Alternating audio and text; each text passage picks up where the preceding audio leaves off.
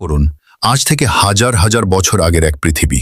চারদিকে মাইলের পর মাইল শুধু বরফ আর তুষার। সেই হিমশীতল সাম্রাজ্যে রাজত্ব করত এক অতিকায় প্রাণী, যাদের গায়ের লোম ছিল রাজকীয় আর দাঁতগুলো ছিল রূপকথার গল্পের মতো বিশাল। হ্যাঁ, আমি ম্যামথের কথাই বলছি।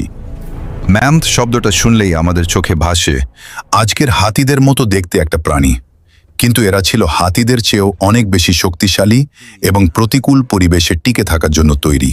এদের এক একটি দাঁত বা টাস্ক প্রায় 15 ফুট পর্যন্ত লম্বা হতো।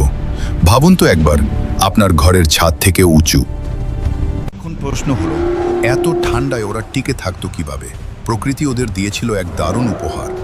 ম্যামথের গায়ে ছিল কয়েক স্তরের ঘন লোম, যা ওদের -40 থেকে 50 ডিগ্রি সেলসিয়াসেও গরম রাখত। আর ওদের পিঠে ছিল একটা চর্বির চাকা বা কুঁজ, ঠিক উটের মতো।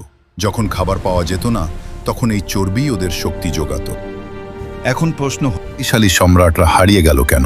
প্রায় 4000 বছর আগে পৃথিবীর তাপমাত্রা বাড়তে শুরু করে, গলতে শুরু করে বরফ। তাদের চারণভূমি ছোট হয়ে আসে। এর ওপর ছিল আদিম শিকারীদের উপদ্রব।